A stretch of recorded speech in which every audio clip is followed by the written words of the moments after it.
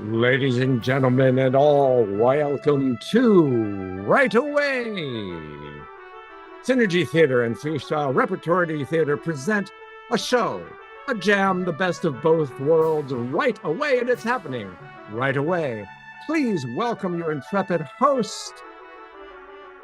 Why, that's me, Alex Rowe, sower of chaos, artistic director of Metropolitan Playhouse, writer, director, actor, and tonight, your very grateful, if not gracious, host. Tonight's show, Right Away, is a co-production of Freestyle Repertory Theater and in Walnut Creek, California. No, that's not right at all. Freestyle Repertory Theater in New York City and Synergy Theater in Walnut Creek, California. Companies divided by a whole continent and yet united in the belief that improvisation is a vital and important theatrical art form. If you have never joined us before, and even if you have, a reminder that tonight's show is all about the roughest of drafts and the most wonderful finish in the mouths of actors interpreting new works for the first time.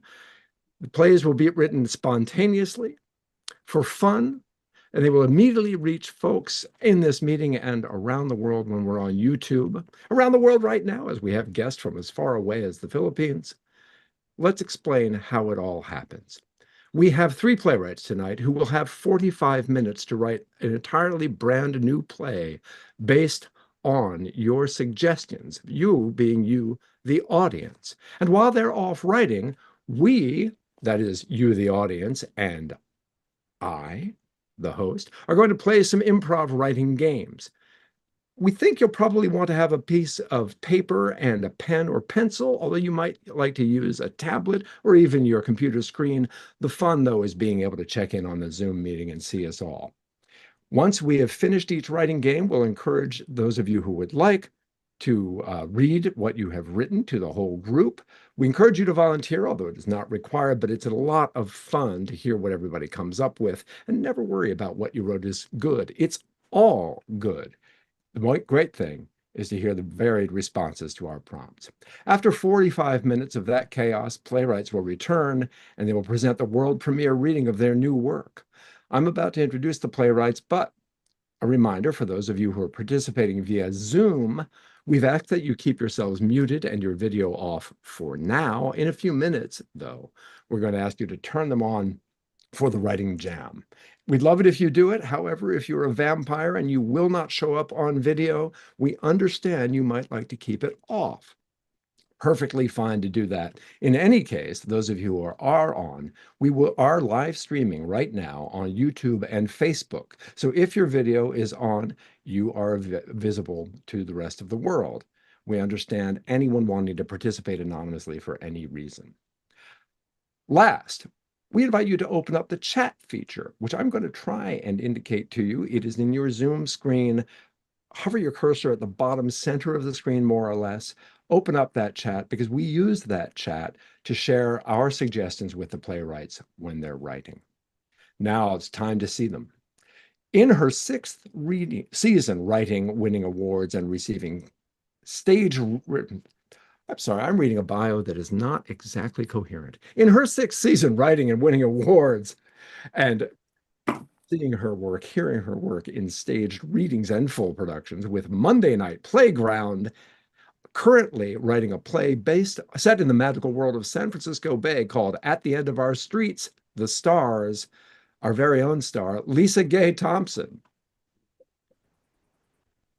Thank you for making sense out of that incoherent biography. No, it was really, my reading. I'm glad you don't have any reading to do at all. You have some writing to do. And can you give us any clue about San Francisco Bay and in Our Streets, the Stars? Is it set Well, on the streets of San Francisco? no, it's a play that takes place all on the bay. So all in boats, various sizes, shapes, and directions. Wow. Yeah. No mean feat. Will you stage it in the Coliseum and they'll flood it with? Yeah, that's the plan. Yeah, that's pretty much it. In fact, Yeah, if not that, I it's do have funding for that. nice. Yes. Nice. We'll talk after the show. I have some other ideas. But Yes. now let's introduce our next playwright. Artistic director of Freestyle Repertory Theater, one of our gracious hosts. She's written a series of one acts that were produced at the Metropolitan Playhouse, to my great pleasure and enjoyment at the time. And most recently, she's directed Romeo and Juliet at the Gallery Players in Brooklyn, New York. Laura Livingston. And I will confess, I actually wrote that incoherent biography of Lisa Gay Thompson.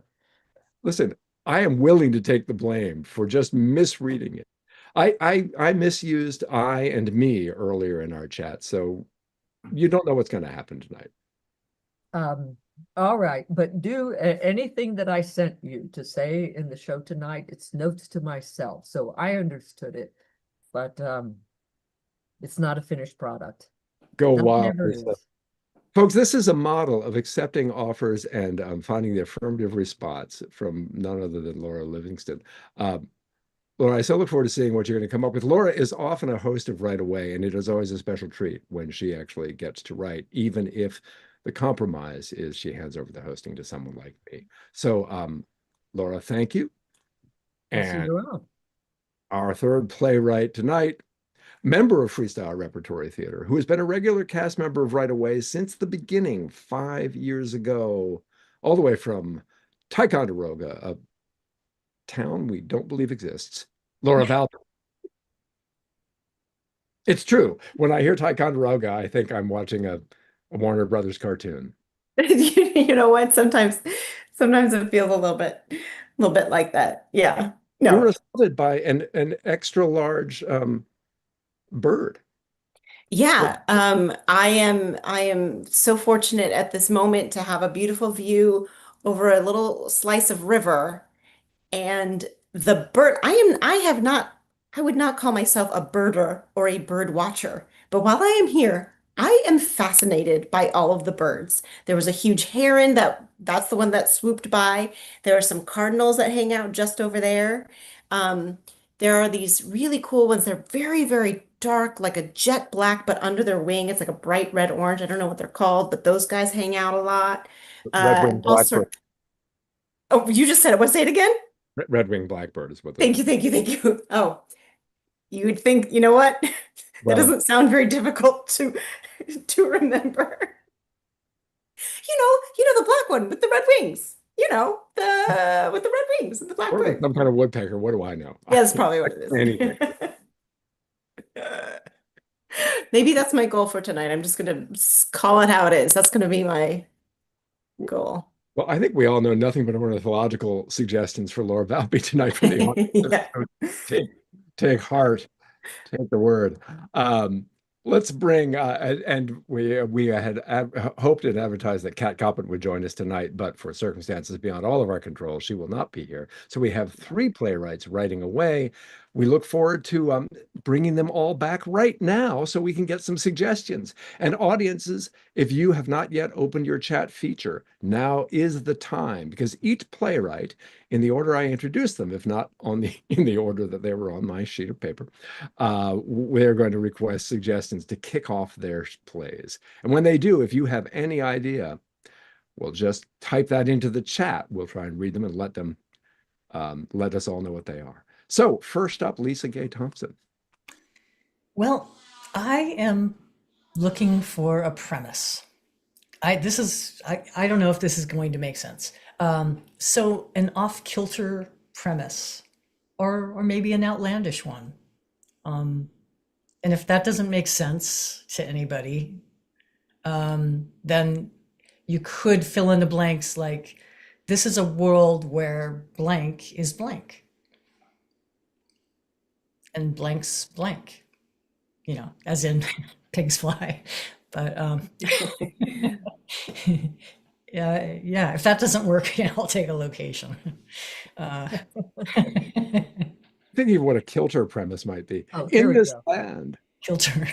right is wrong and wrong is right. We've got a wonderful suggestion, so that's an off-kilter premise. Lisa, I'll let you take them from there. Oh, love it. If in this land, right is wrong and wrong is right. Beautiful.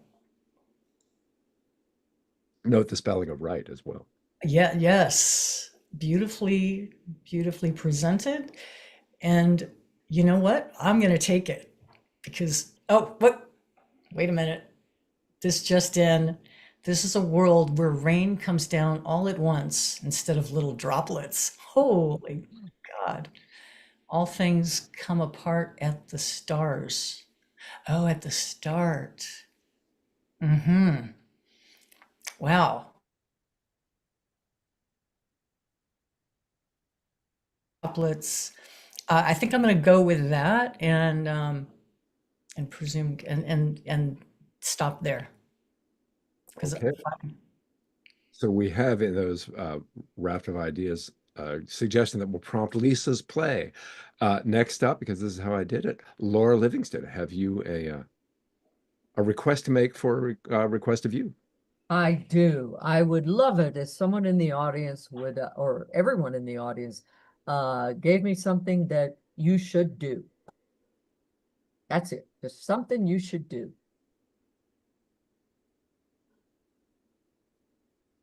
You should floss. You should tie your shoes. These are all excellent advice. Clean the garage or garage or Oh, something. come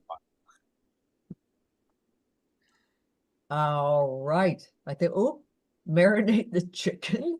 I love it. Call your mother. These are wonderful, wonderful things. Grease the wheels. Nice one, Lisa, but I'm not going to take it because you're a playwright. That was a good one, though. Pet the dog. But you know, I do so much improv. I love all of these, but I do so much improv. I'm going to do that classic thing of taking the first one, which is floss. nice. Thank you, Julia Stein. And not wrong at all. Yeah. You should do that. Yeah. Laura Valpy? Okay. I would like a location, or setting, but I have in mind a place that does not change much over time. And the reason I ask is just because heard someone describing this spot on this like beach that they go to with their family, and they're like, you know what, over all the years, this place never changes. And I thought it was kind of a cool idea. So some place or setting that, I don't know, maybe stays, yeah, let's see, the moon, yeah, maybe. I think that counts.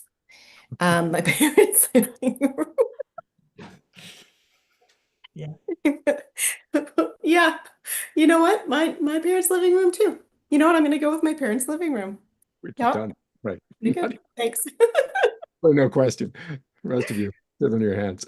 Well, writers, we're going to send you right away in a few minutes for 45 minutes. Keep out your text. Keep an eye out for text, which we're going to send suggestions for you. But before you do, each writer, please, would you remind us of the suggestion that is going to prompt your play so we'll know what to look forward to or look out for? All right, my play will be based on somehow on the idea that this is a world where rain comes all at once, not in little droplets. My suggestion was floss. And my location will be my parents' living room. I cannot wait. And with those suggestions, writers, on your marks, get set. And right away.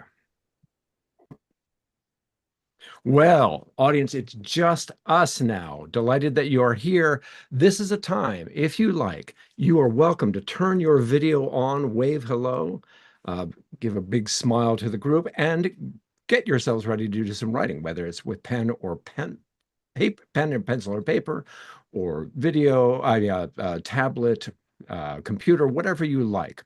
Remember, of course, we are streaming live on YouTube and Facebook.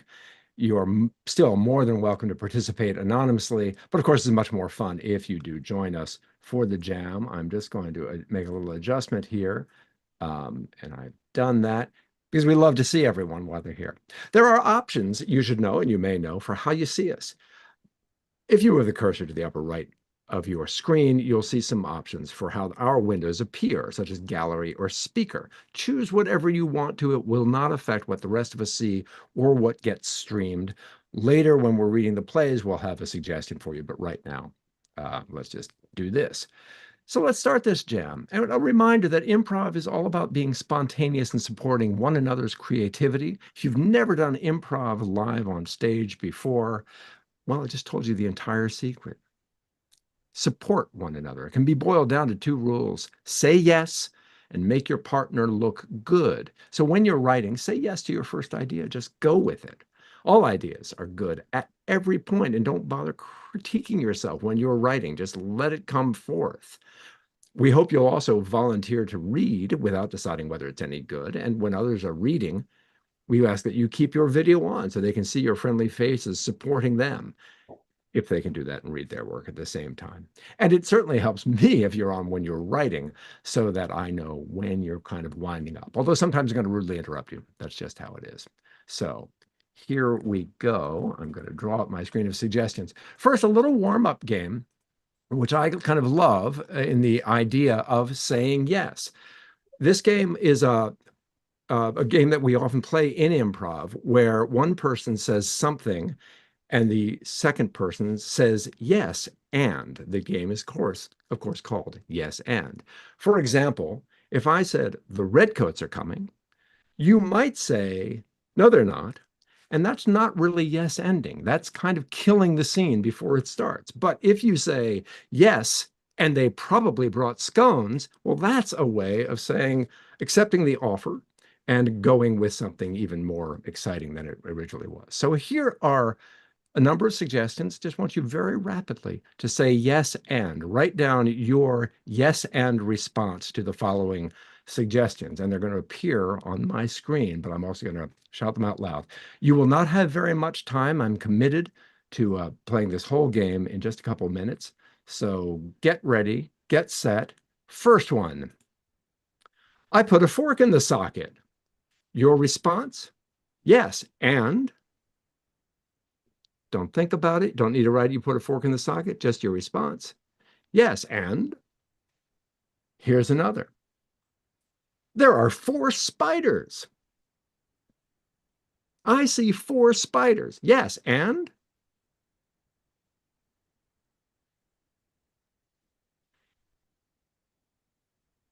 third suggestion. That sounds like thunder. Sure sounds like thunder. Yes, and your suggestion. Yes, and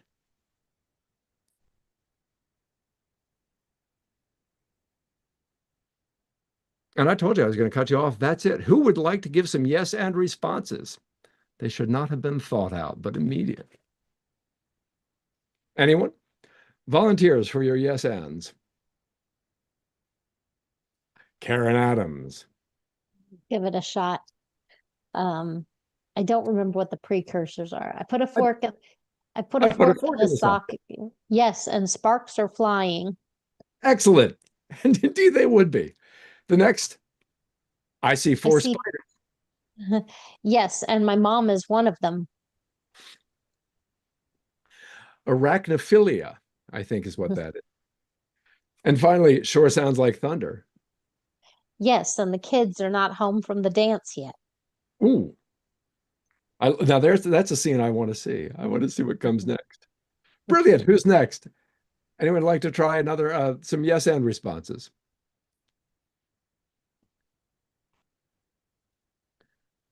Any volunteers? A wave of the hand, or put your hand up in the chat. I only had the first one. Here we go. I put a fork in the socket. And my perm's almost done. Perfect. And it would be. I think the home perm is the best perm, really. Oops. Apologies for that. And anyone else have any others? Here's one. Julia Purinton, do you have a yes and response? Your audio is off. I'm so sorry. Let's see if we can get you back on.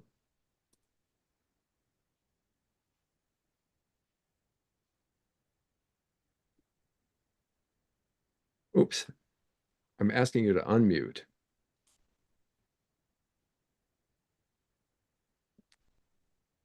I think we have a technological issue with one of our guests. So any other volunteers for a yes and response? The next writing game, I promise, is going to be a bit longer. Well, let's move right to it. We gave our 5 minutes for this one. The next game, after that little bit of a warm up, is a monologue. Today, July 21st, with apologies to those of us who've moved on to the 22nd, is the birthday of some remarkable celebrities. They include Jean Picard, astronomer, Ernest Hemingway, author, Marshall McLuhan, often known as the prophet of the digital age, none other than Don Knotts, or Barney Fife, actor, Attorney General Janet Reno, Kim Fowley, singer from The Runaways, and Cat Stevens, or as you may know him now, Yusuf Islam, a singer and one of my favorites from the 70s. So you do not need to take inspiration from any of these characters or their professions, but there they are. Here is what the writing assignment is, and we'll just take about 5 minutes to do it. It's a monologue, and I'm going to give you a prompt for it, a very simple prompt. It can be in the first person, the second person, the third person, and it begins with a wish, simply a wish, in the voice of someone, whether inspired by one of these celebrants or not. Begin with a wish, what the person wishes for someone else, what the person wishes wouldn't happen. Phrase it how you will. About 4 minutes to write a monologue.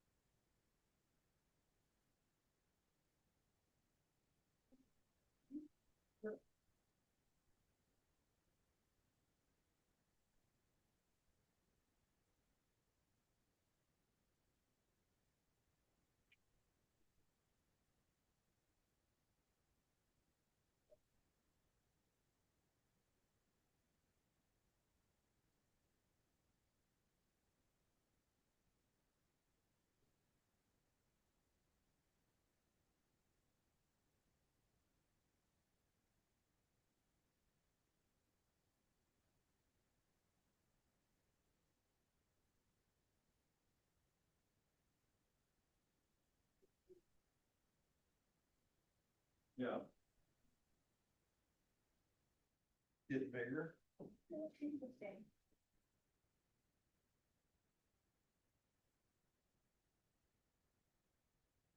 This is good. Some kind of black or and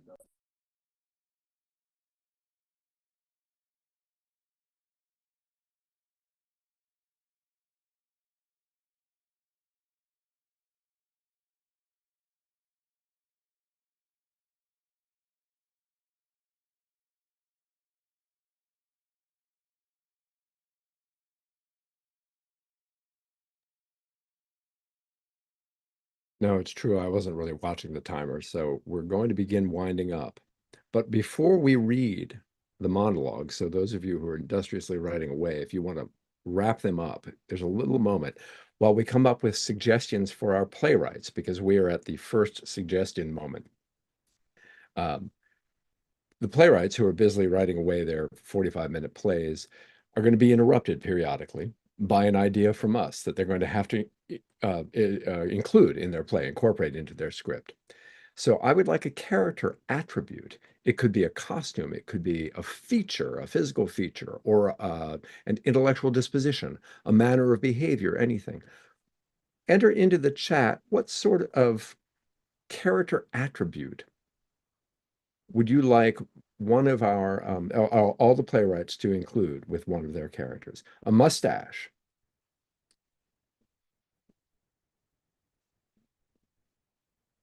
What else might we have? Just so we have some things to choose from. White hair. Very nice. Maybe both. Maybe a mustache and white hair. Other attributes? Consternation. A secret. I think I'm...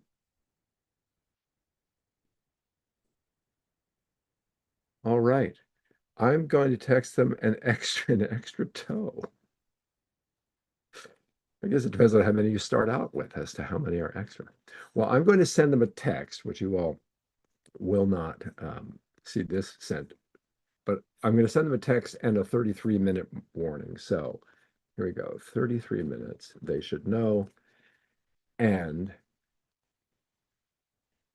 the character attribute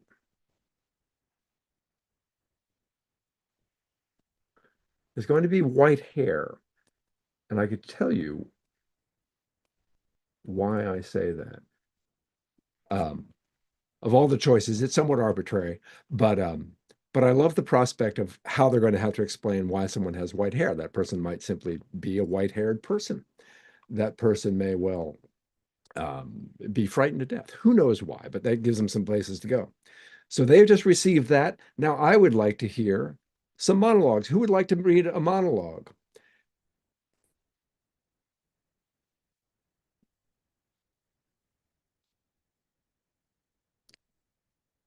I see Julia Stein's camera has come on. I didn't get it to gel, but I'm on the way. That's where it's Sorry. supposed to be. That's where we Okay. are, writing on the way. It's a beginning. So it's Cat Stevens, Excellent. and it's may you find your heart in the moon's glow, journey on even when the turns take you out of the light. Unclear yet glimmering on the path, keep walking and it will all be in the end. I think that's like a lost Cat Stevens song. You're just being kind, but yes, Well, it kind of captures something about After it. my own heart as well, you know, I'm such a Cat Stevens fan. And but what is the first words were, may you find yourself? But may you find your heart in the moon's glow. What could be a greater wish than that? And I think it is the one that Cat Stevens have and still has for all of us.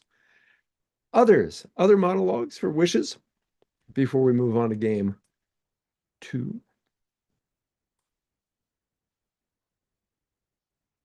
I see people busily writing away. I'm so eager to see where they're interrupted. Would anyone else, either on camera or off camera, like to share? Vina Vicente, we'd love to hear. Yeah, it's Cat Stevens also. But I kind of remember this song. So it is time to make a change. I haven't been relaxed. I haven't taken it easy. He and I are no longer young, and it's my fault. I settled early. I need to make myself healthy. I am old, but I need to be happy. Beautiful. You know, Cat Stevens, of course, did write some songs about different parts of our age, but I always think of him as so youthful, you know, so Yeah. wonderful coming to an aging Cat Stevens viewpoint. Just beautiful. Anyone else like to throw in a few words in the voiceover inspired by anyone?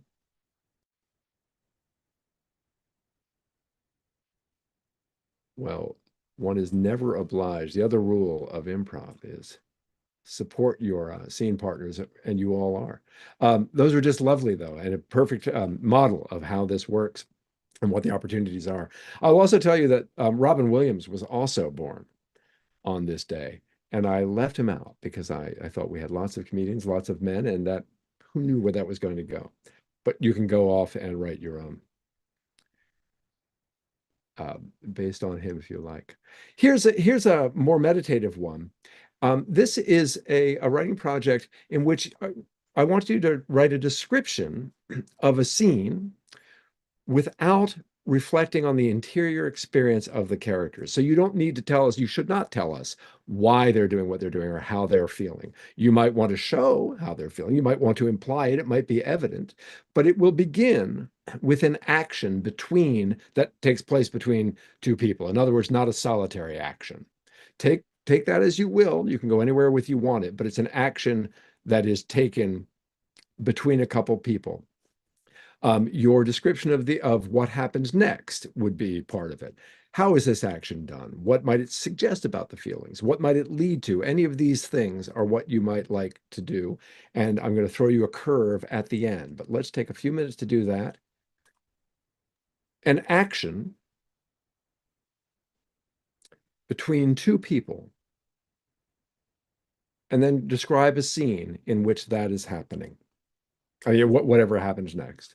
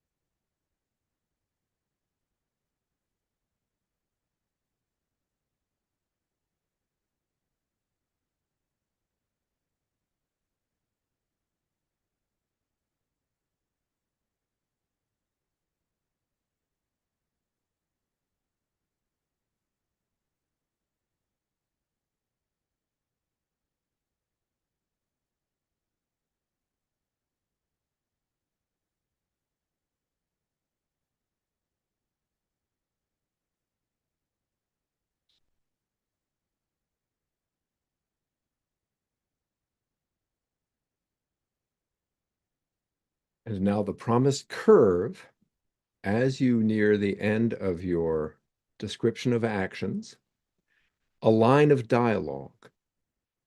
Someone speaks a line of dialogue that expresses a feeling about what has happened.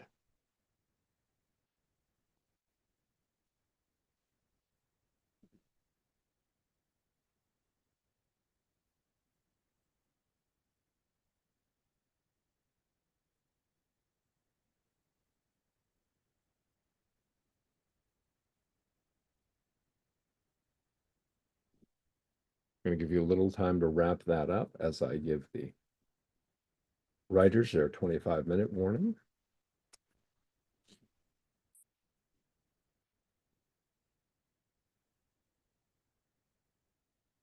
In, as you see, 15 seconds.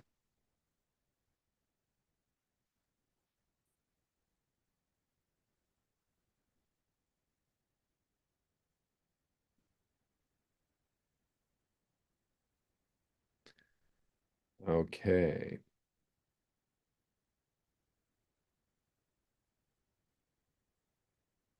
So they've got a 25-minute warning. I would like to ask for another suggestion before we read these descriptions of actions, a suggestion for the playwrights who are off, as you know, busily writing their plays, a line of dialogue or a dialogue instruction, such as a line is repeated or someone speaks in a foreign language.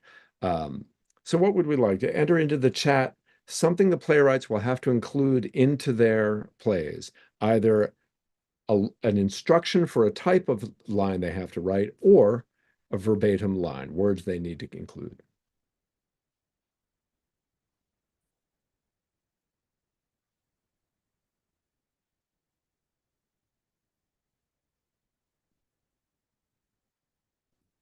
Just say yes, my friends. Anything will do. Just type into the chat. Zut alors is one. How can you misdeliver a giraffe is another suggestion. Bakit? It's not Tagalog, is it? It's Tagalog for why. Beautiful.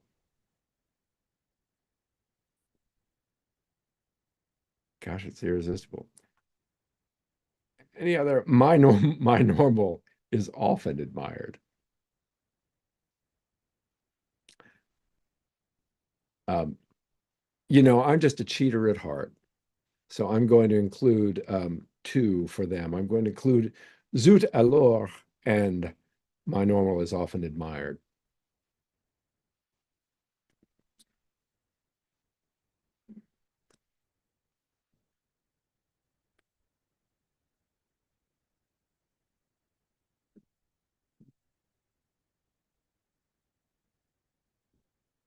Forgive me as I type. Those of you who are willing to read, prepare to read. Think about whether you're going to let us know your description of some action.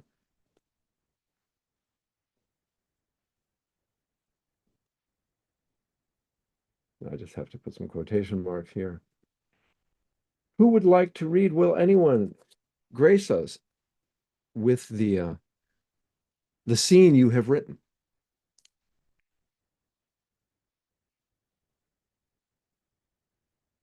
An action scene.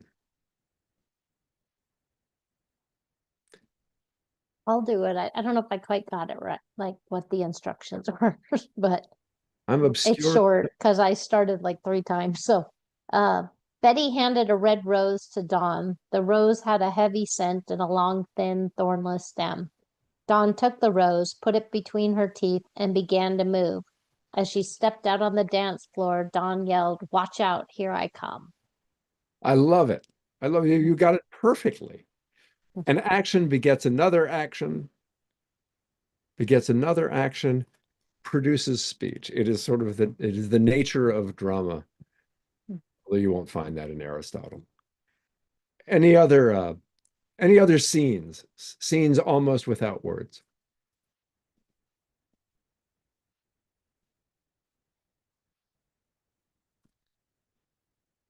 Please, Vina Vicente. She grabs the chicken. He sits down on the high stool by the counter and watches her put the chicken in a big glass pot, normally reserved for pork. I'm not comfortable with that. I'm not comfortable with that. A kind of sort of anti-kosher, putting the chicken in the pork pot. Very, very nice. Julia Stein, do you have a? I have the scene, but I need help with the quote. I don't have a quote. You have lots of people to help you. Okay. All right. So here's the scene. How loud can pans be? You'd be surprised. Casserole dish, plates, utensils, all hit the table as though the table had risen up to meet them. Meanwhile, the rest of the family was extra careful, making as little sound as possible.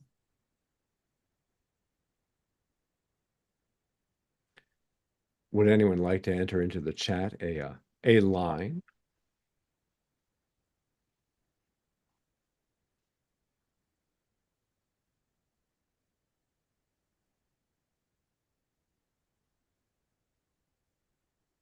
Mom has forgotten her pills again. Okay. We all knew it. Who was willing to say it? Would anyone else, either on camera or off camera, like to read a scene, an action-packed scene? As I see no volunteers and no hands up, I'm going to move on to the notorious Game 3. You will recognize that some of the much of the fun in most of the plays we like comes from what we call a status shift, where one character has very high status and another character has very low status, and that status changes. Well, I'm not so concerned with the change. As Sting put it, you will find your servant is your master, that sort of thing. So what I would like to suggest is you write a dialogue. You can include stage directions if you want. Of course, you can do whatever you want. It's your scene. But focus on the dialogue this time rather than the action description.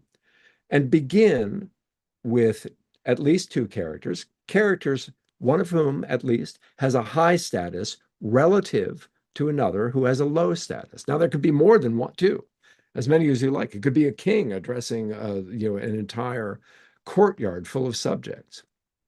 High status and low status characters.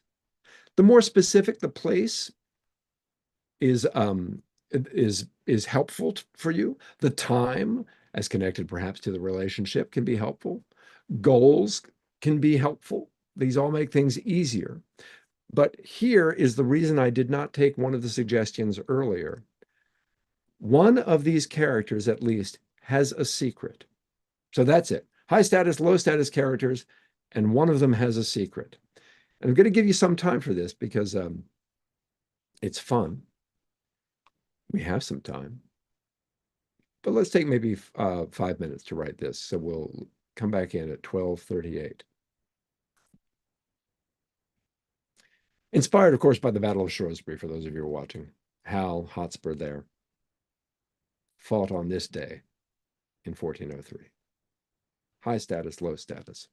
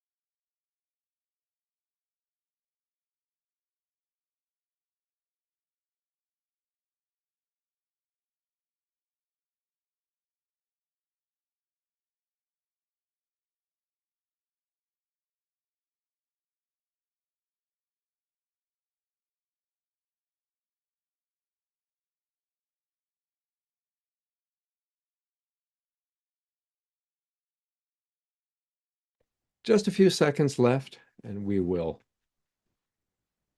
look forward to hearing what you've come up with. It is also time to give our intrepid playwrights another suggestion. So those of you writing or those of you not writing, what I would like to give the playwrights in these last 12 minutes is a stage direction that involves an inanimate object. That is to say, not a stage direction like what a character does or how they feel, but a stage direction that has to do with something, a set piece, a prop, the atmosphere, a lighting design, anything like that. What thing happens, or what thing happens to a thing that they need to incorporate into their play at this point? Believe me, they love this.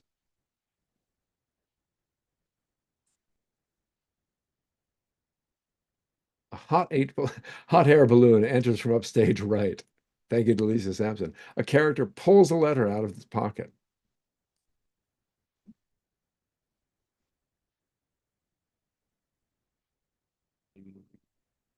You know, in the first suggestion, and I just can't wait to see how they'll incorporate it.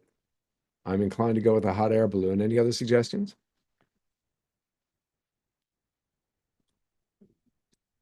Well, here we go.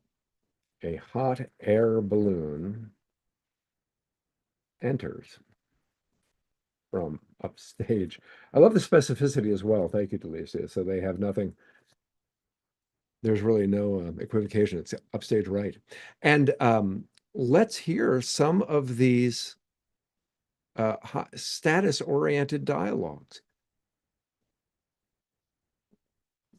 Anyone up for it?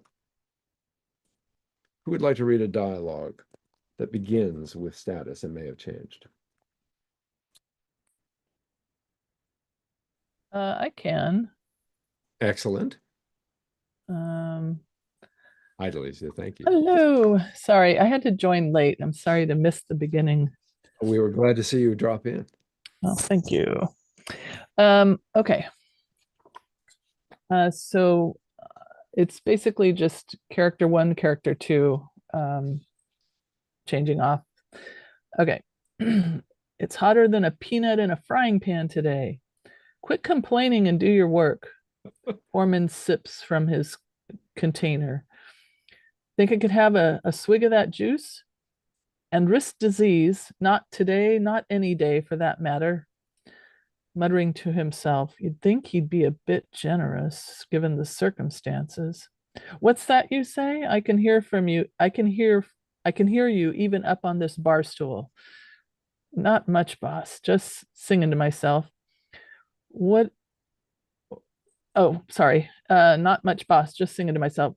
Well, what do you know? I struck something. Don't look in that box. It's private.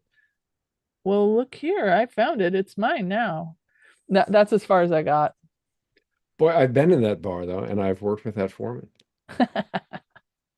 You know, often when we're writing these too, I love that you identify this character A and B. That's usually what all the playwrights do. We sort of give them names 1 and 2 or something, and then sometimes sub them in later in the break. Has anyone else a status beginning story? A dialogue involving higher and lower status. I was the foreman of the grand jury once, and I don't know that I had high status at all. That's a different kind of foreman. Karen, does your smile suggest you have something to read us? I'll go. I'll give it a shot. When in doubt, right? Let's see here. Ms. Lewis looked down on the small boy from behind her teacher's podium. He seemed to be nervous, for he moved erratically, like a moth by a light bulb, and he kept digging his hands deeper in his pockets. She asked him again to speak up, for his voice was so quiet she could not make out what he was saying. I said my name is Bobby Newman, and I was told to come to your class and check in. Today's my first day. Suddenly, a mouse poked its head out of Bobby's pants pockets, jumped to the floor, and ran towards Mrs. Lewis as she screamed and jumped on a nearby chair. A classic status shift. Brilliant. I love nothing could have, the description of Bobby and the way he's standing, even before we know anything about him, of course she has her thing, but a wonderful embrace of status, not just because of the authority that they have in their roles, but the way they stand and the way they um, communicate or fail to communicate. Has anyone else a dialogue they'd like to read? Or yeah, all is well, because I'm ready to give the playwrights a last minute surprise prompt, but there is still time if anyone would like to read the results of their dialogue, which was our conflict section, by the way, of the evening. Okay, I want to throw one more thing at the playwrights. I'm going to throw it at 5 minutes. And this is to be an unseen action of a character. Something the character does, but it is unseen. It could be internal. It could be a gesture. Be something we know about, but something not seen.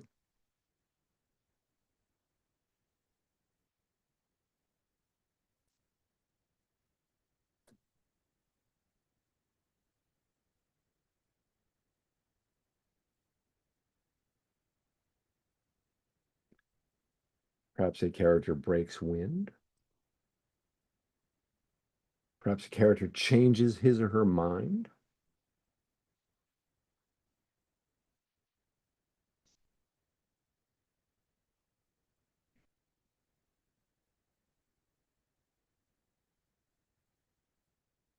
Well, faulting suggestions I'm going to throw in. There's one. Oh, I love it. A character remembers or experiences deja vu. Is that? Love it. It is unseen, and yet, okay, here we go. A character experiences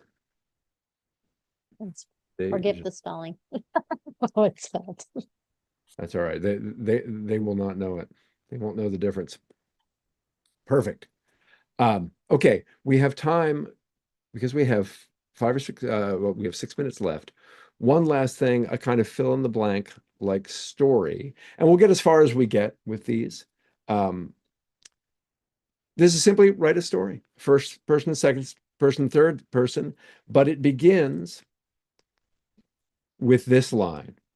Blank was surprised that. Whatever comes to mind.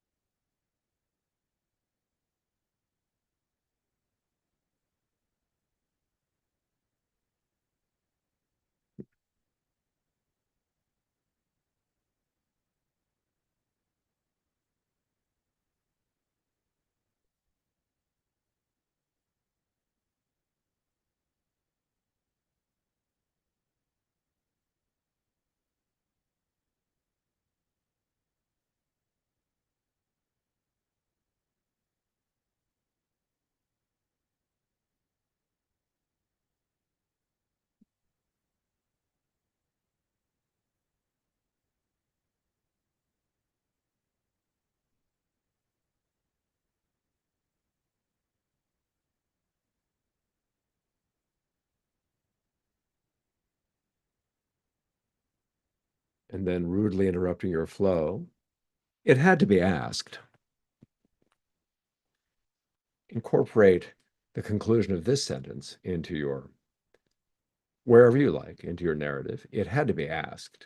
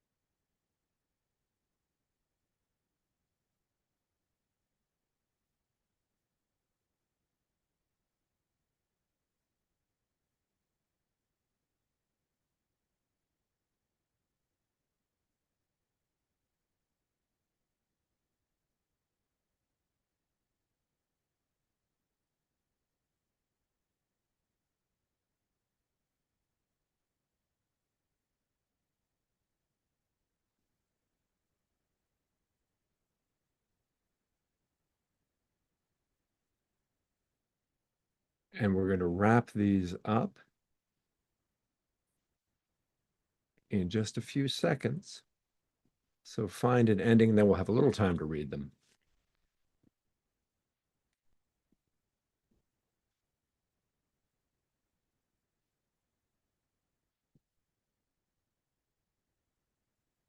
And soon the playwrights will come back too.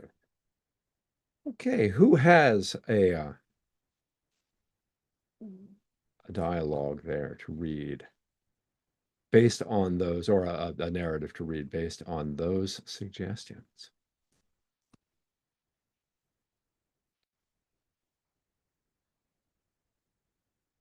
Delicia Sampson.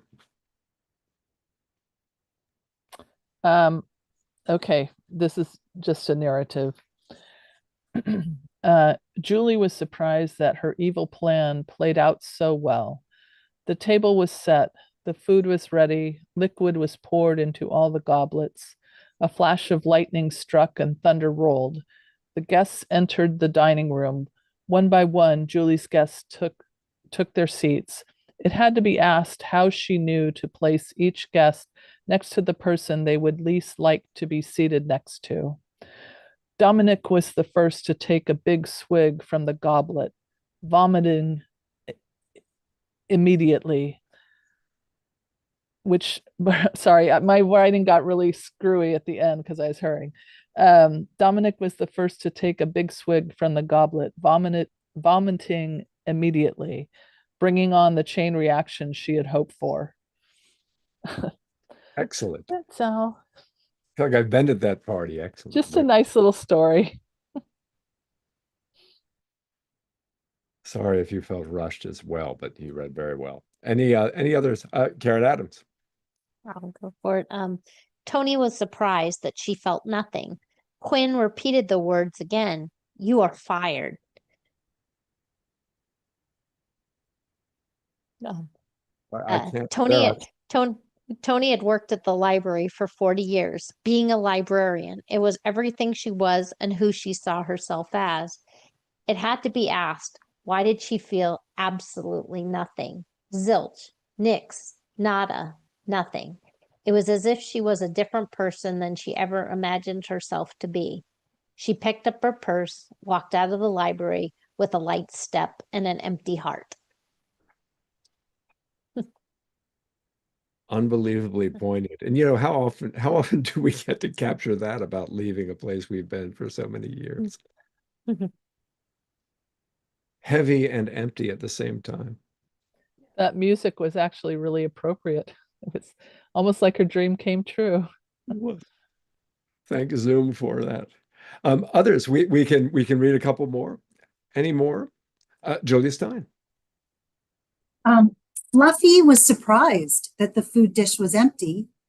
It had to be asked, what was that mystery ingredient in the delicious cassoulet? Ruffy is too pampered, I believe, in this household.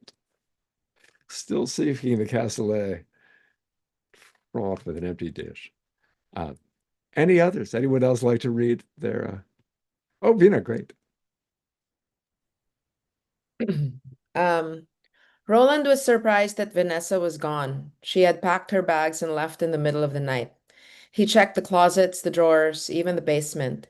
Everything was gone. It had to be asked, did she take the folder too? He ran to the upstairs bedroom to check. Yes, she did. She had taken that too. That's when he started to cry. It's all gone. It's over. I have to call Mom now. Oh yes. I love the coup de grace is the folder, which somehow I believe, has banknotes or something in it. Marvelous, marvelous. Anyone else on camera or off camera like to read your endeavor of surprise and impertinent question? I suppose fortunate question is the word I mean. Well, then I'm going to enter this into the chat. A little reminder of where you can find our theater companies. And right away afterwards, after we are done reading the plays, which we're about to hear, we have a little chat on and you're welcome to hang out for that. But there is also on the Facebook page a place where those who have participated either in the readings as audience or writers can talk about what they've done, and it's a wonderful group, a Facebook group right away afterwards. Our next show, of course, is Monday, August 18th. I hope I've got that right, and the registration link for that next show is in the chat. We'll let you know who's coming at the end of the reading. So now we have our playwrights back. Welcome back, playwrights. We are missing Laura Livingston. Uh-oh. Is she off writing? Is she getting a few extra words in? Did her computer's battery die, which she feared it might? We will go ahead and hope that she joins us. Did your, let me just ask her, battery die?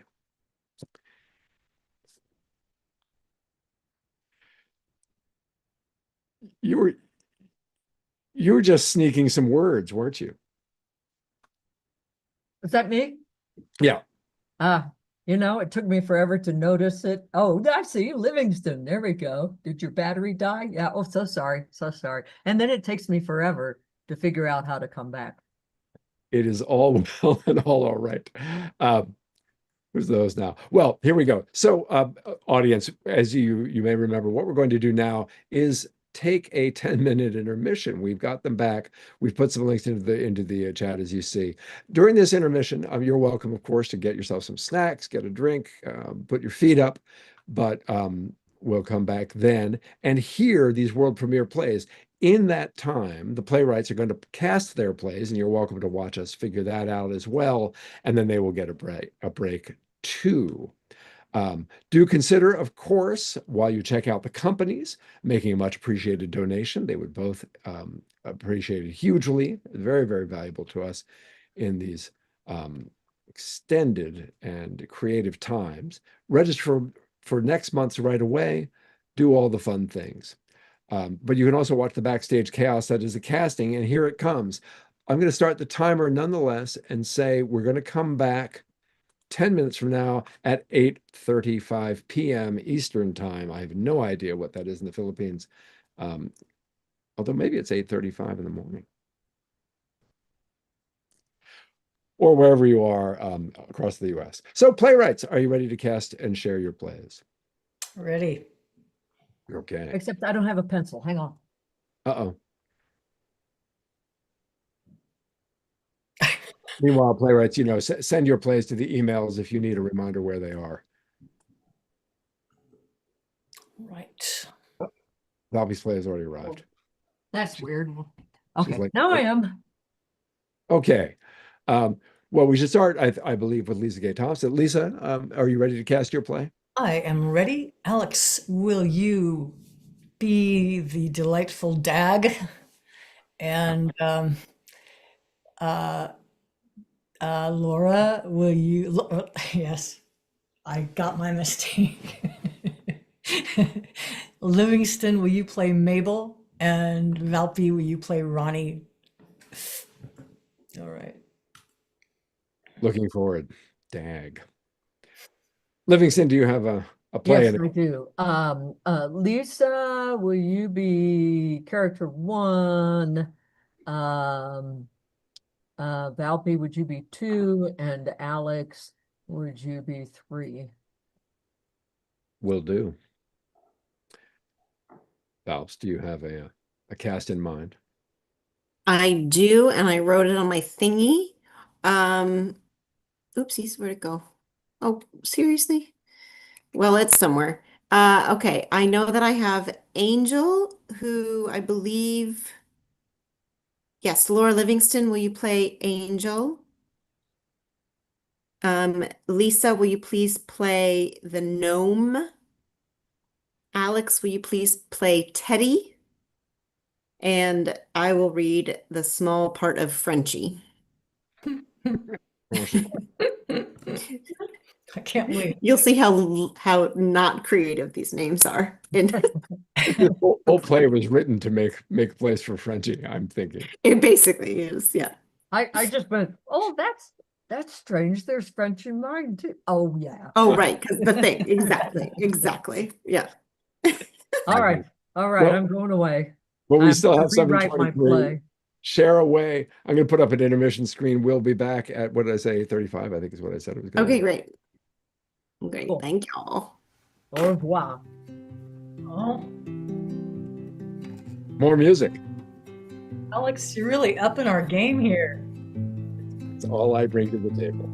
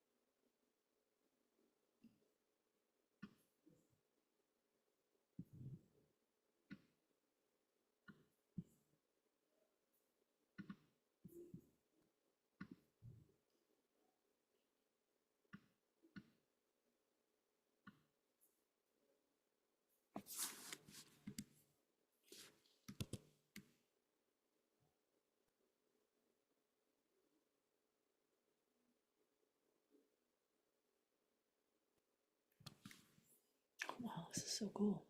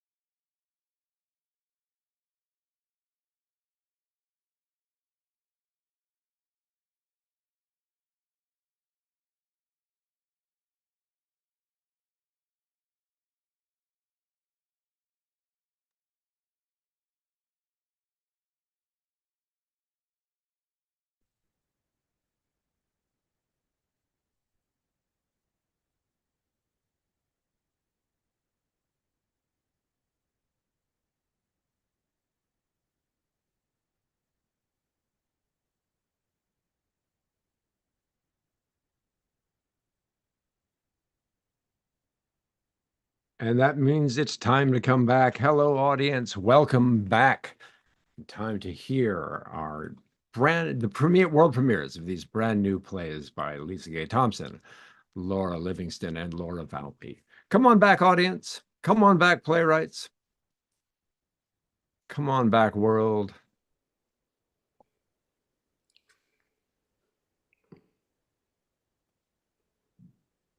Hello, hello, hello. And of course, in a minute, I'm going to ask people to turn off their videos, but welcome back. Grab those refreshments. Join us in the theater while you're gathering. Again, a time to invite you to join us right away afterwards of the Facebook page, where we swap ideas about what we've done and what we've seen and what we've all been a part of. For people who've been a part of the Right Away performance in any way, continue the conversation about our show and writing in general. Now, during the readings of the plays, we do ask that you keep your videos and your audios off. And if you would rather not see the names of everybody who has their video off, but rather just see the players, click on hide video.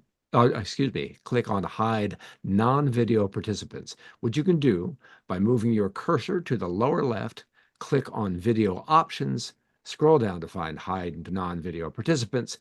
And that will not affect what the rest of us see, but it means that you will only see the readers as they read. I also encourage you to watch the play in gallery mode by viewing us in gallery format up in the upper right-hand corner of your window. That way you can see both readers at the same time instead of one speaker at a time, but you can watch the play however you like. It's time to review the suggestions. I should have said, I'm sorry, I skipped one thing. After we finish the play, of course, we encourage you to pop your video on so you can applaud the playwrights and the actors for their inimitable work in this impromptu way. So we do encourage that, but during the play itself, stay off screen. Playwrights, let's review the suggestions that were sent to you. Starting with Lisa Thompson, what was your play suggestion? My suggestion was for a world where the rain doesn't come down drop by drop, but instead it comes all at once. This is a little whetting of the appetite. Laura Livingston, what was your suggestion? Mine was floss. Floss. Good advice. And Laura Valpy, yours? Mine was my parents' living room. Okay, with those thoughts in mind, let's review the suggestions that we sent, we in the audience and the jam sent to the playwrights. And they were, first of all, a character attribute. That attribute was white hair. A character had to somehow be justified as having white hair. Then 2 lines of dialogue to be incorporated. Zut alors was one, and My normal is often admired was the other, because I am a maximalist. I could not resist. Then, at some point, a hot air balloon enters from upstage right, if I'm not sure if that's stage right on our screens. And then finally, because enough is never enough, a character experienced deja vu. Those were what we imposed on the playwrights after giving them their suggestions. Let's see what happened. We start with Lisa Gay Thompson's play. All right, the setting is a living room, and I think I'm just going to call it After the Deluge. So, yeah, so I'm going to get out of the way, and we start with Mabel and Dag on screen, and I'll read stage directions as they come. I've done something weird here with my camera. So sorry. That is weird. I Yeah. think I just switched it around. I was so looking for how to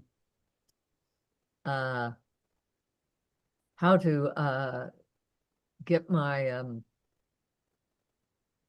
I'll stop talking and see if I can fix this. I can turn it off, but then I'll ask you to turn it on later. Will that help? No, I think I switched it to the other. Yeah, I think that's what I did. Well, it'll be in your video options. Yeah. Which camera you use, yeah. Yeah, there's a So little caret next to the word video. Yep. down left of the Then screen. it says camera, and then it says, sorry, everyone. Oh, this is no doubt part of the fun. But I'm going to turn you off in Somewhere I saw 3, 2. I saw use the other camera, point the camera the other way, and now I can't find, I accidentally must have touched it. And I would just sit in front of my computer, but But can you turn it off? Because we're just so we don't see whatever it's showing? Or is that going to be frustrating later on? oh, you mean just read from off stage? No, I mean just take your video screen. Oh, I see what the problem is, right? Because you're in this scene, aren't you? I'm in the scene, yeah. So So I've become an actor. Are you in this scene? I don't know. I'm in this scene. I am in this scene. I'm in this scene with you, man. where it says video down below, if you click on that little arrow, Yep. you should see select a camera, and it lists. Oh, here we go. Microsoft camera front. And here I am. Woohoo! All right, Great. everyone. You can do I shift- hope that was more enjoyable for you than it was for me. Shift Control and a switch. I want to try that now. I won't. We'll just read this play. All right, that's what I want to do. I need to get the play in front of me now. Now I'm the problem. Okay. Ready. Dag, get up out of that chair, would ya? I got a vacuum this morning. There's worlds of food around that chair of yours. Mabel, you know I can't get up. You know what day it be? This here be my day to eat a month of breakfast. Won't be able to move for about 3 days if prior time to be a guide. I plumb forgot. My big beautiful breakfast day comes next week, and I pretty near forgot yours were today. Ain't you got a hunger build? I sure enough do, husband. Sure enough do. A moment of silence while Mabel contemplates her giant hunger.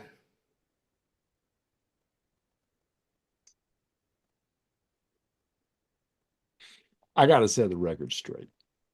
Got a couple little things I need to say about things you said and did. Been holding them in. Yes, we're going to be here a while, sure enough. Let me fill up my coffee. Mabel fills up a giant barrel with hot coffee. Hope it's black and full. Black and full. First thing is, on the night we was married, 45 years hence, during our first dance, you stepped on my toe and never said sorry.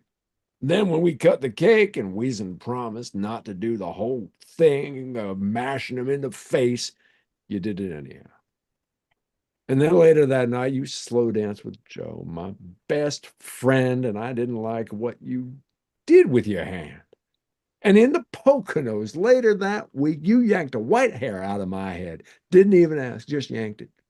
Said, and so it begins. And then a month later, that was August of 1980, you said you had a headache. I didn't believe you. And then the next day, you dented my Buick. And then, Thank God. My coffee was full, but not that full. we'll get back to it. Don't you worry. I know. Well, get the door. Mabel crosses and opens the door. Dag! Look who's here. Look who it is. Ronnie's here. Mom, Dad, what are you doing just sitting? Did you hear rain's coming? Rain? What, in August? Tain't supposed to rain in August. Well, there is coming some. We got to head for high ground. Set to start in 10 minutes. Dag, you hearing this? Mabel, you know I can't get up. Just ate a month of breakfast. Come on, Dad. You just got to get up. Just try harder. I'm trying with all I'm worth, but I just can't budge. Don't that chair have an elevator for pitching you right out onto your feet? Shoot the law! Say what? I say the damn thing ain't working. Maybe Mom and me can. Mom and I. Oh, for gosh sake, can't you be normal? My normal is often admired. That's your tushy, Mabel. That's what they admire. Oh, Daggy. Would you two concentrate on the matter at hand? All the rain in the world's about to come down out of that sky. We gotta get Dad to high ground, or he's going boating in his lazy boy. Make a right fine boat, too. And you a fine captain, Dag. Oh, and you a fine first maid, Mabel. What's got into you two? Hey, you have your month of drinking this morning? Oh, listen up. That day on our honeymoon, when your mom pulled that gray hair out of my head, I was mighty messed. Never said nothing. Saved it like we do. My whole head went white the next day, and ever since then, nothing happens slow like in this part of the world. We all know that, Dad. And every time it go and rain, we run up in the hills away from the river. As we should be doing right now. Well, I say today is my last uphill run. I agree, Dag. What are you saying? You giving up? Giving in, little darling. No, I won't let you do it. Why are you giving up on life? What about little Bo and wee one? Your grandkids need you round. You got it wrong. We ain't giving up. We making a better world for them youngins. That day your ma pulled my hair out, and the next day my whole head went white. We somehow made this world where everything happens all at once. But today we're undoing it. Your kids will grow up in a world where they can eat one breakfast each day, where you can say things in the moment they happen, not after 45 years, and a world where rain comes in droplets, little by little, not all at once in a deluge. We love you, Ronnie. We love those little rugrats of yours. But the world was better before I yanked that white hair out in your dad's scalp. So you tell them all about us. You tell them on a rainy day in the future where you all be sitting in front of a window watching it come down drop by drop like it's supposed to do. You'll love the rain. You'll love it. Just then, a hot air balloon enters the house. Mabel attaches Dag's chair to it and jumps into the basket. She turns a valve, the flame increases, and the balloon smashes up through the roof and out through the roof of the theater. Goodbye, Ronnie. Goodbye, we love you. Say hello to the rain. Goodbye, Mom and Dad. I'll tell the world about your sacrifice. Damn, deja vu. I think this has all happened before. Ronnie puts out her hand. It's a raindrop. The end.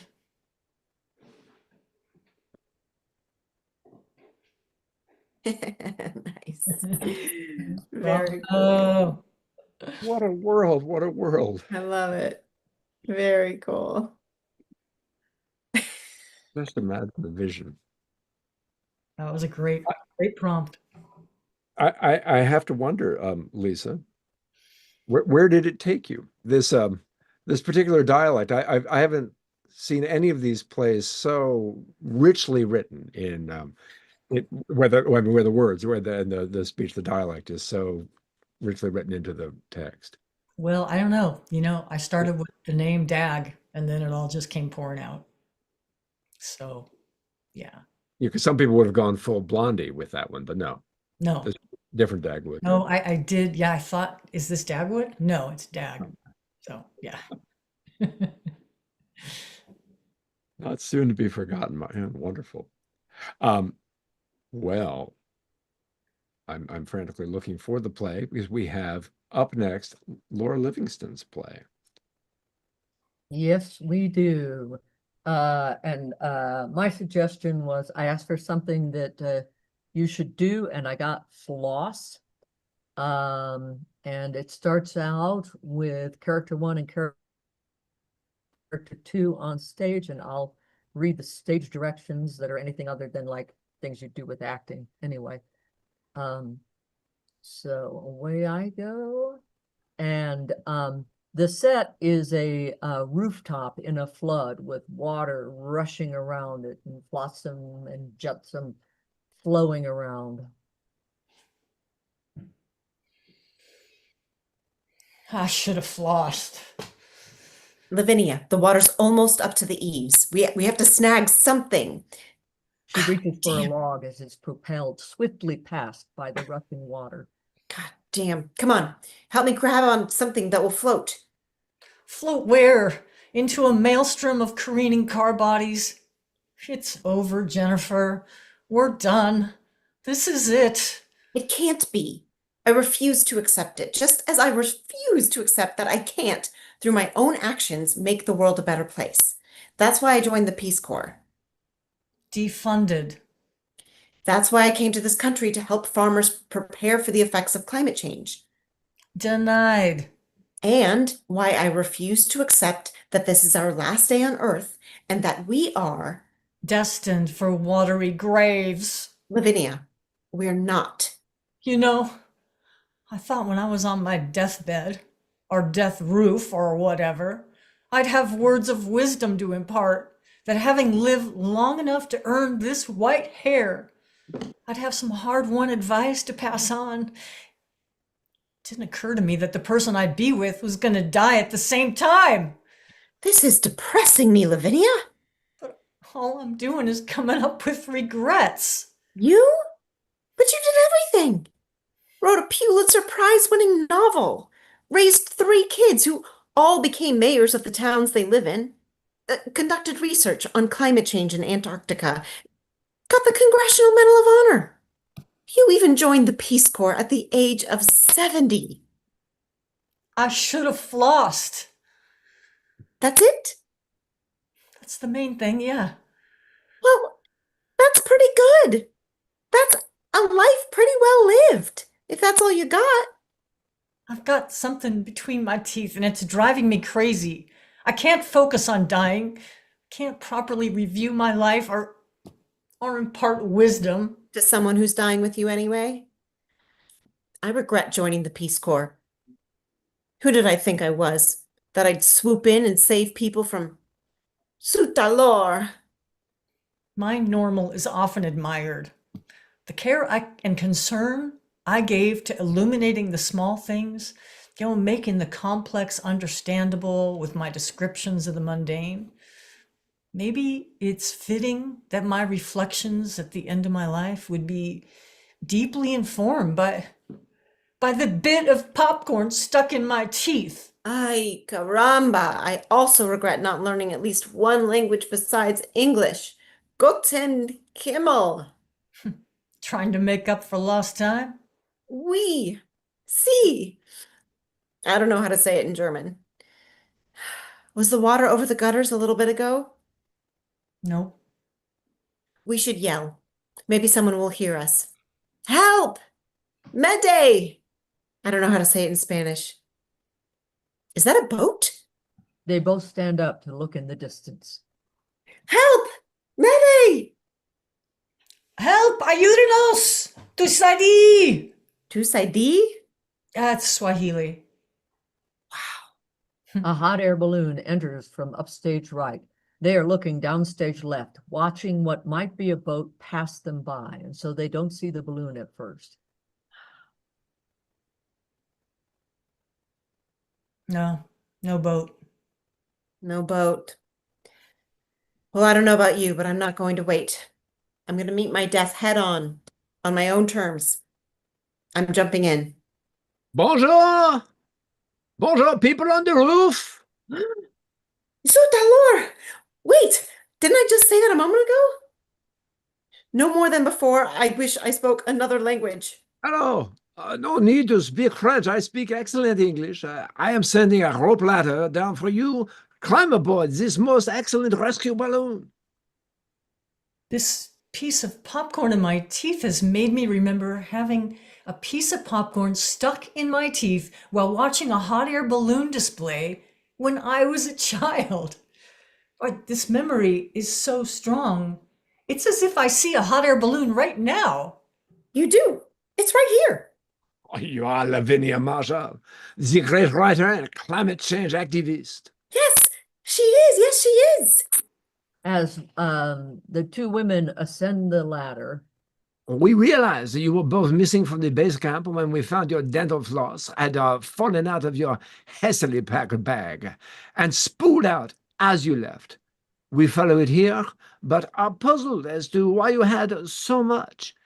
It is as if it had never been used, as if you never flossed in your life. they all float away in the balloon. Yay. I honestly thought through the whole thing that you both were going to die. And then the balloon came in. Oh my gosh. Speaking of the balloon, that suggestion did not make it into my play. So I'm glad I remember seeing it and thinking, oh, cool. Okay. And I had sort of like a quick idea of, oh, it'll come there. And then it was gone. I think the next one came in. I don't know. So there's no hot air balloon in this play as of now, but maybe I'll rewrite it and put it in one day. Someone on the screen may have something to say about that. I'm so sorry, whoever, everybody. I'm sorry. She Just demurred. everyone picture it. Near the end, just picture it happening. Alex could probably float it in for us. Yeah, as just, a yeah, practical effect. Please. Mhm. With music. All right. So finally, the play without a hot air balloon. Remind us of I the know. lesson, and we will. All right. My suggestion was my parents' living room, and the characters, I'll just say this, that the characters in this play are figurines on a mantle. And I will read if there are any stage directions, and it will start with Laura and Lisa. Oh no, I think yes, and Alex, you're there too, but I'm not. Yes, Laura Livingston? I'm a figurine. Oh, sorry. Mm. Take it away.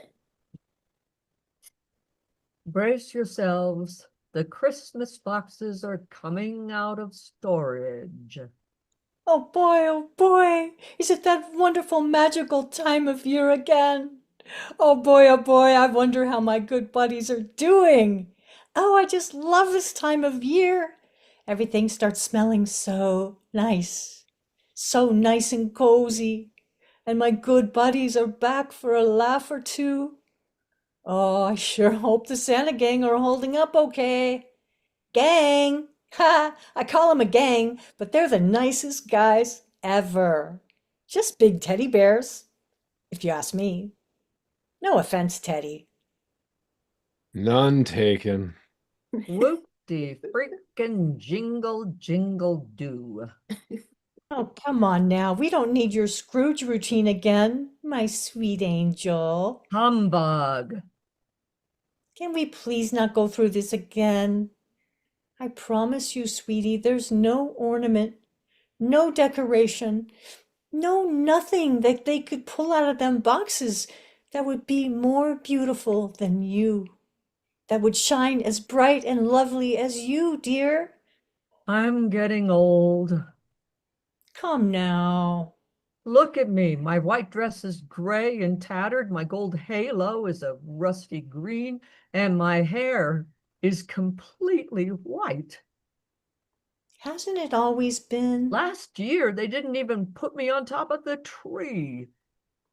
Because you're so special, so precious. If anything should ever happen to you. They put me near that French hussy up there, remember? It won't be long until I'm replaced completely. Teddy, help me out here, will ya?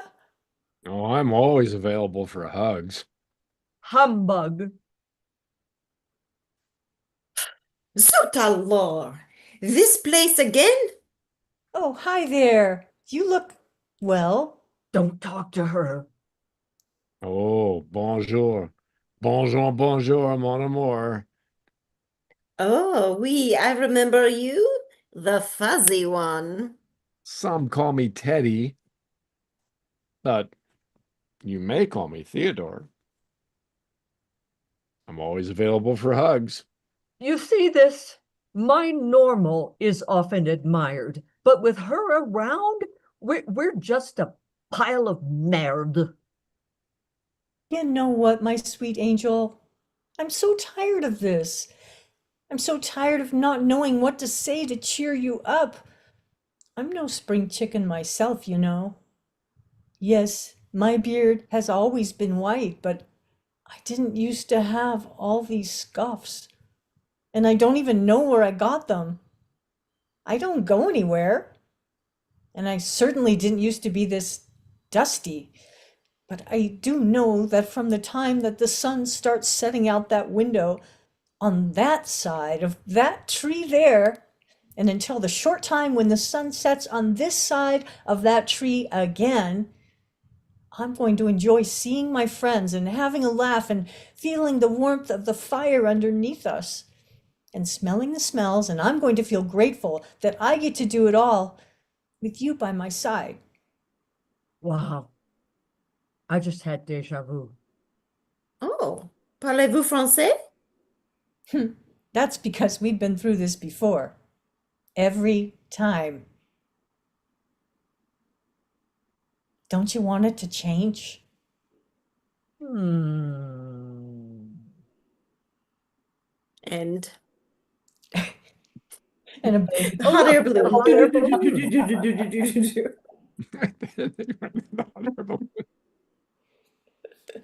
Or something. Oh, that was so poignant. What a leap into the unknown. Yeah, I just love Oh, the vision of the there are many figurines in my parents' living room. Many, many different figurines, but at Christmas time is all the figurines. So They all are. Well, I loved how I had no idea where it could go, because it could go anywhere, and it was so Yeah. fun. Oddly, in a completely unchanging universe. yeah.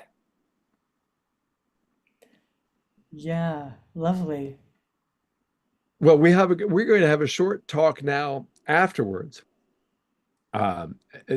which is now. We've done our 3 plays, and thanks everybody for a really fascinating jam and really interesting responses to the prompts, and for our audience as well. LL, have you?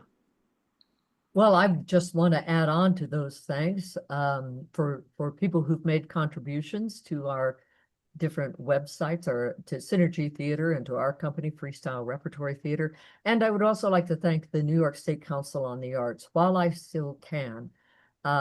They've been very helpful to us, and I'm sure soon they're going to have to step in and support some national organizations that aren't quite being funded at the level that they used to, because We have a bunch of really world-class arts organizations in New York City. But so I'd like to thank NISCA while we can, and also the Department of Cultural Affairs in New York City. And thank you all for coming. Next one is August 18th.